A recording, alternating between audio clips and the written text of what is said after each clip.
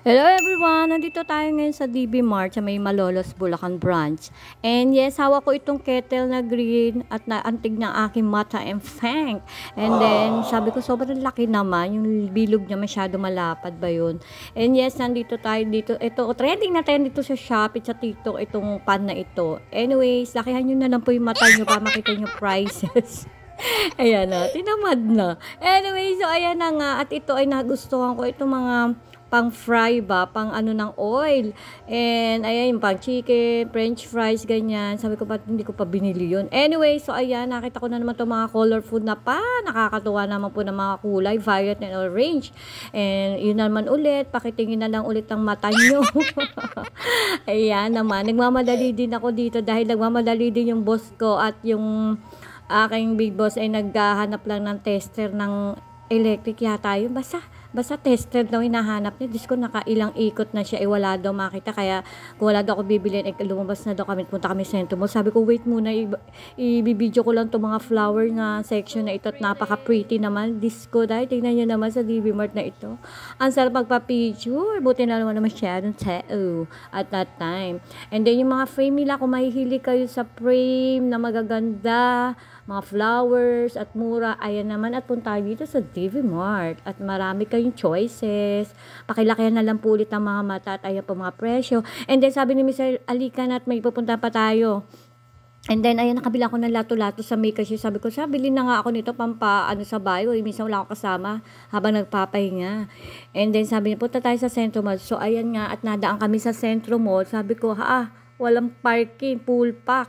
Sabi ko, alam ko na sa may park. Siyempre, utak-utak day paminsan-minsan. Di doon tayo sa Pure Gold. Kaya naman, ayan na, babaya kami. Diyan kami pupunta sa Centro Mall and then nakita nyo naman at pagkarami po ng mga sasakyan, wala pong parking. And then sabi ko, buti na lang may payong ako. Alam nyo naman, napaka-arte ni Nuna Lot. O di na, hindi na makabawi-bawi sa pagbibis ng Batangas, kaitim-itim na. Anyway, so ayan, papasok na tayo sa parking ng Pure Gold.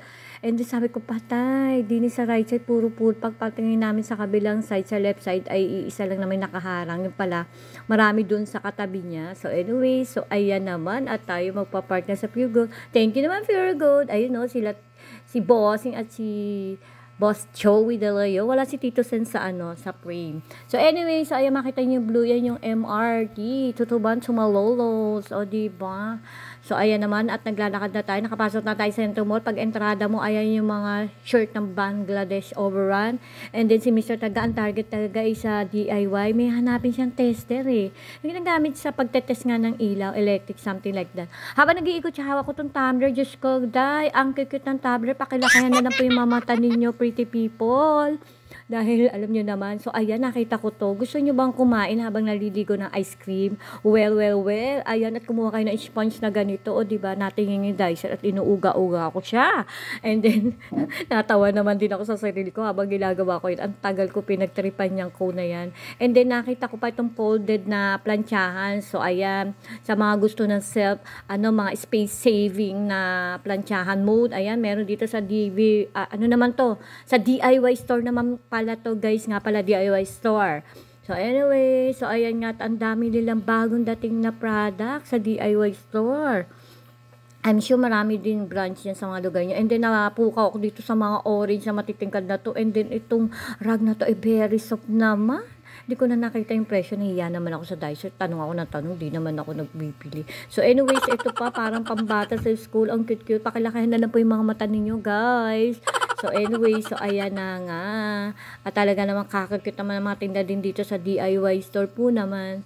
Ayan, para may idea kayo ano itsura ng DIY store. May school supplies, ang mumura at ang gaganda rin. At lalo yung mga toys nila, pampasko. Pwede na rin kayo mamili. Mag-umpisa na kayo. Hindi ko na lang naikot dito kasi nagmamadali na nga si Mr. Sabi niya gusto niya hanapin talaga yung yung tester. So after ng DB Mart, sumaglit nga kami dito sa Centro Mall. Itong video na to ay sa Centro Mall sa DIY. And then ayan, medyo nag-iikot pa siya, baka may nakikita pa siya o nagtatanong siya sa Dicer, ewan ko, whatever. So ayan, 'di ba ang gulo naman ng pagbablog ni Nuna Lot, kaloka. And then ayan, may hinahanap yata ako diyan. And then, nakita ko itong wooden spoon na hindi wala kabalak-balak. 50 pesos. O, diba? Sino ba naman hindi mapapabili? Eh, di ba? O, ayan, puro wood. Ang cute. Meron akong isang ganong version. Ang ganda niya, ang tibay. Ang tagal-tagal na sa akin. So, anyway, so, ayan nga na. Sabi ni Mr. Halika na at may ibibilin pa tayo. Naghahanap nga ng testers. So, ayun nga, nabili ko. And then, eto, lumabas ako sa DIY store, sa hallway. Diyos ko, pakipot. Sabi ko, ano ba to? Ano ba daan na to? Para pupunta tayo ng something there upstairs. Charot. And then, sabi ko, Mr. ba't nandiyan ka? Sabi, sale sa Ace. So, pumasok ka. So, ayan, binibidyo ko tong Christmas lights nila. Oh my God. Pasko na guys. Ang bilis ng panahon. And then, ikot-ikot ako dito. Maya, nag-iikot pa lang ako. Sabi ni Mr. Tara na. Sabi ko, oh my gosh. Nagbibidyo pa ako. Kaya, ayan, pasala-sala yung video. Para makita. Daddy, look. Pretty yellow. Pretty yellow. Itong dala, bilhin mo. Ang ganda itong yellow. Ganda. Ito kasi maliliit, pambabae daw yan. Sa bagay, unisex. Jollibee! So, yan naman po mga pretty people. Kami magte-take out lang po ng Jollibee and yun lang. Thank you for